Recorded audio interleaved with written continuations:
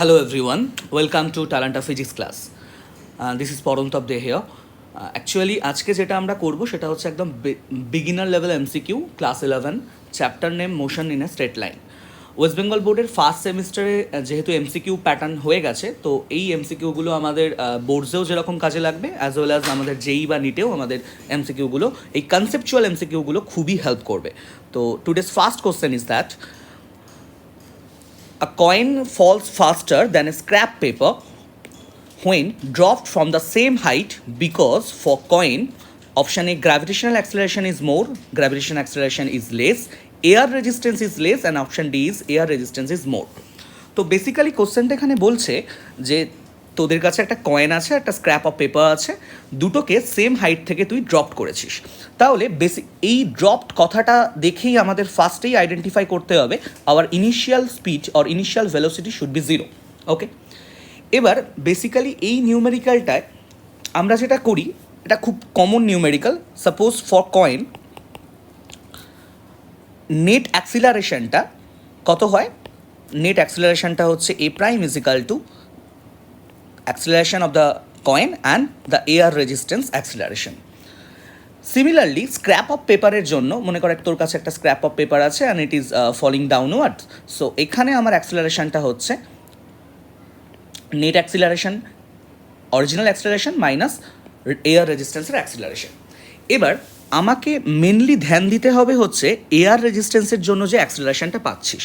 Scrap of পেপারের surface area বেশি বলে স্ক্র্যাপ অফ পেপারের ক্ষেত্রে এয়ার রেজিস্ট্যান্সটা more than coin. So air paper greater than air coin. Okay,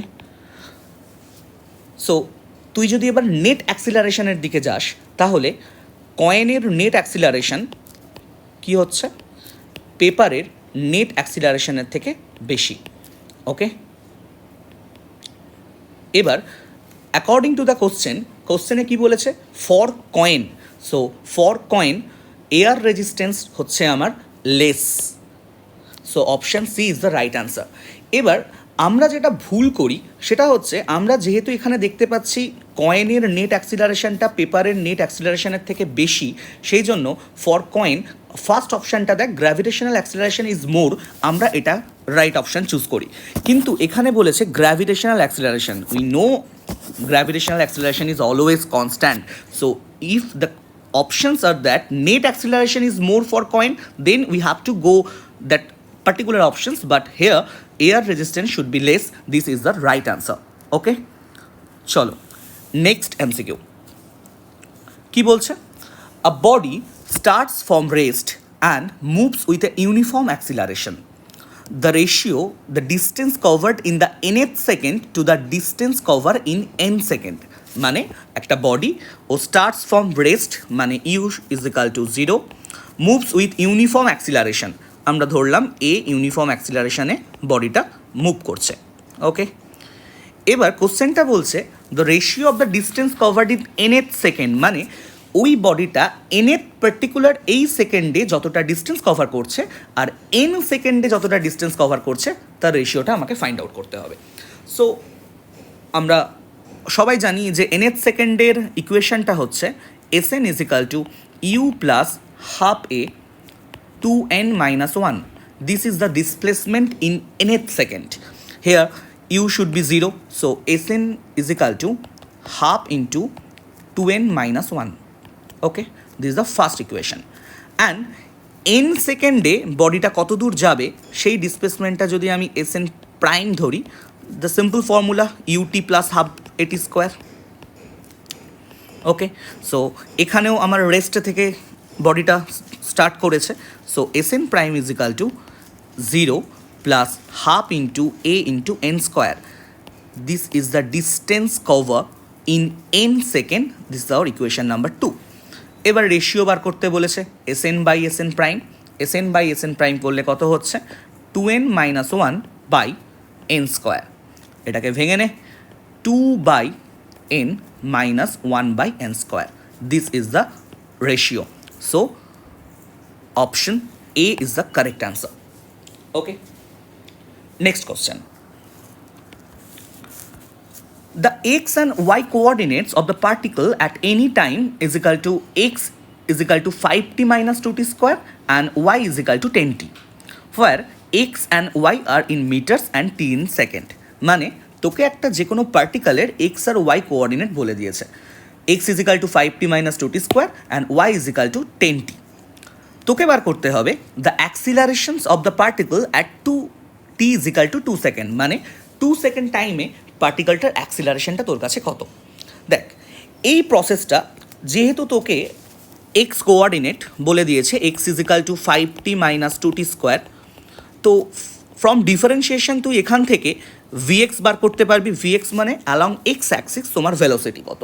so VX should be 5 minus 4t, এটা আমরা ডিফারেন্সিয়েশন থেকেই করতে পারি। আমাকে যেহেতু অ্যাক্সিলারেশন বলেছে then we have to do again differentiation. So A is equal to dvx by dt. This is the acceleration in x axis, so ax, it should be minus 4. Similarly তোর কাছে আর একটা equation আছে y is equal to 10t. From here also you will get vy, differentiate করলে vyটা পাচ্ছিস 10, তাহলে অ্যাক্সিলারেশনটা কত পাবি, অ্যাক্সিলারেশনটা হচ্ছে along y axis 0. So ax and ay এই দুটো ভ্যালু থেকে আমরা বলতে পারি acceleration is equal to -4 metre per second square at T is equal to 2 সেকেন্ডে। বাট এই পার্টিকুলার নিউমেরিক্যালটা যদি আমরা একটা শর্ট ট্রিক অ্যাপ্লাই করি, দেখ তোর আমরা সবাই এই ইকুয়েশনটা জানি S is equal to UT plus half AT square. Okay, এবার তোর কাছে অ্যাকর্ডিং টু দ্য কোশ্চেন তোর কাছে আছে x is equal to 5t minus 2t square. Just we have to compare these two equation. Okay, this part we are comparing. Half a is equal to -2, so half a is equal to -2, so a is equal to -4 meter per second square. Option B is the right answer. তাহলে দেখ এই particular এই নিউমেরিক্যালটা যদি আমরা differentiation দিয়ে করতাম আমাকে along x এবং অ্যালং ওয়াই এই দুটো ইকুয়েশনের জন্য 4বার ডিফারেন্সিয়েশন করতে হচ্ছিল। তাহলে সিম্পল ইকুয়েশন রেক্টিলিনিয়ার ইকুয়েশনটা থেকে যদি আমরা কম্পেয়ার করি এইভাবে আমরা উইদিনে 30 সেকেন্ড আর 40 সেকেন্ডসের মধ্যে আমরা কিন্তু কারেক্ট অপশান চুজ করতে পারছি। ওকে, আশা করি এটা সবাই মোটামুটি বুঝতে পেরেছি শর্টকাট ট্রিকটা। ওকে, নেক্সট কোশ্চেন কি বলছে, if a car 2/5 of the total distance with v1 speed and 3/5 distance with v2, then what will be the average speed? ওকে, মানে একটা কার তার টোটাল ডিস্টেন্সের 2/5 গেছে v1 স্পিডে অ্যান্ড 3/5 গেছে v2 স্পিডে। তাহলে suppose this is the starting point A, 2/5 ও গেছে v1 স্পিডে A to B and B to C 3/5 part গেছে ও v2 স্পিডে। ওকে, অ্যাভারেজ স্পিডের ফর্মুলাটাও আমরা সবাই জানি, average speed is equal to total distance cover by total time. Okay, তো ইজিলি তোরা বুঝতে পারছিস, suppose you are taking t1 time for AB path and t2 time for BC path. So total ডিস্টেন্সটা যদি এক্স ধরিস দেন t1 and t2 calculate করে তুই easily V অ্যাভারেজটা বার করতে পারবি। বাট এই ধরনের অ্যাভারেজ স্পিড যখন ক্যালকুলেশনগুলো আমাদের করতে দেবে এবং পাথগুলোকে 2/5 3/5 বা 1/3 2/3 এরকমভাবে ভেঙে দিচ্ছে, তখন একটা সুন্দর শর্টকাট ট্রিক আমি তোদেরকে বলছি। দেখ তোর কাছে 2/5 বলেছে এই 2টা আর এই 3টা। ওকে, সো প্রথমে আমরা যেটা লিখব সেটা হচ্ছে 2 + 3। ওকে, দেন অ্যান্সারটা হচ্ছে v1 v2 by v1 plus v2। এবার তোদের যেটা কাজ করতে হবে, এই যে দুটো পোর্শন তোদেরকে দিয়েছে 2 আর 3 এদের সামটা হয়ে যাবে নিউমারেটরের কোফিশিয়েন্ট। ওকে, অ্যান্ড ডিনোমিনেটরের কোফিশিয়েন্টগুলো হবে ইন্টারচেঞ্জ, মানে এই 2টা এখানে আসবে, দিস ইজ 2, অ্যান্ড এই 3টা এখানে আসবে। So option is equal to 5v1 v2 by 3v1 plus 2v2। Option D is the right answer. Okay, তাহলে যখন কোনো পাথের পোর্শনকে আমাকে এরকমভাবে ভেঙে দিচ্ছে তখন আমরা ক্যালকুলেশনটা না করেও এইভাবে আমরা কিন্তু অ্যাপ্রোচটা করতে পারি এবং অ্যান্সারগুলো আমার ঠিকঠাকই আসবে। ওকে, Next question.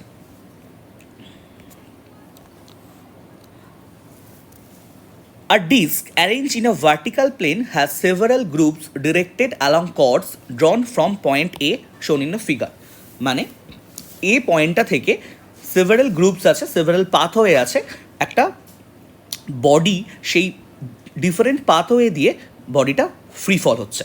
Okay, several bodies begin to slide down the respective groups from A simultaneously, যেটা একটু আগেই বললাম। তোকে কোশ্চেনটা বলছে the ratio of their times of slide will be in the ratio. Suppose আমরা প্রথমে নিলাম এবি পাথটাতে যেতে পার্টিকেলটা টাইম লেগেছে সাপোজ T1, এসি পাথে যেতে টাইম লেগেছে T2, AD path T3, and for AE path T4 is the time taken by the body. So we have to find out the ratio of T1, T2, T3 and T4. Okay, তো এই ধরনের নিউমেরিক্যালগুলো করার সময় প্রথমেই তোদের s is equal to UT plus half g t square এই কনসেপ্টটাই মাথায় আসে, এবং প্রতিটা পাথের জন্য তোরা ইকুয়েশন অফ মোশন বার করিস এবং সেখান থেকে টাইমগুলোকে বার করে তারপরে রেশিওগুলো আমরা বার করছি। কিন্তু এই পার্টিকুলার এমসিকিউটাতে যদি চারটে পাথ আছে তাহলে আমার কাছে চারটে ইকুয়েশান হবে, সেখান থেকে চারটে টাইম বার করব। এই লেন্দি প্রসেসটা না করে আমরা একটা জেনারেল ফর্মুলা আমি বলছি। সাপোজ তোর কাছে একটা সার্কেল আছে, সার্কেলটার ডায়ামিটারটা আমি taking 2r। Okay, then different chord মনে কর, এটা মনে কর AC and AD is another chord. Okay, first of all আমি time taken by the particle to cover AC path আমি T1 ধরলাম। ওকে, তাহলে ইকুয়েশন অফ মোশনটা কী হচ্ছে, S is equal to u is equal to 0, obviously 0 plus half G T square. Okay, so AC is equal to half G T1 square. So T1 is equal to T1 square is equal to AC মানে 2r, 4r by G. So T1 is equal to root under 4r by G. আমি এই পাথটা পেলাম। Next হচ্ছে for AD path same formula, S is equal to 0 plus half g t square. আমি লিখলাম S is equal to half g t square. এবার এই এসটা কত এখানে, এডি is equal to half into gravitational acceleration is always acting downward, তাহলে জিটা কোন দিকে কাজ করছে, ডাউনওয়ার্ডে কাজ করছে। আমি ধরলাম এই অ্যাঙ্গেলটা থিটা। So along AD the component of the gravitational acceleration should be G cos theta. So here G cos theta into T2 square. আমি ধরলাম T2 টাইমটা লেগেছে এডি পাথটা কভার করতে। And what is the value of AD? As the AC is equal to 2r, so the angle between CAD is equal to theta. So it is obvious that AD should be 2r cos theta. So 2r cos theta is equal to half g cos theta into T2 square. Okay, তাহলে এখান থেকে তুই কি পাচ্ছিস, T2 square is equal to পেয়ে গেলি again 4r by g. So T2 is equal to root under 4r by g. তাহলে দেখ ফার্স্ট কেসে আমার যে টাইমটা বেরিয়েছে, সেকেন্ড কেসেও টাইমটা সেম। তুই যদি এখানে অ্যালং এই নিস, সেই কম্পোনেন্ট ওয়াইজ তোর গ্র্যাভিটেশনাল অ্যাক্সিলারেশনের কম্পোনেন্টটা নিতে হচ্ছে আর পাথের কম্পোনেন্টটা নিতে হচ্ছে। তাহলে একটা সার্কেল থাকলে তুই যে অ্যাকর্ডিং যে কর্ডেই তুই মুভ করিস না কেন, time taken by each case will be the same. So here right option is option B, 1:1:1:1. Okay.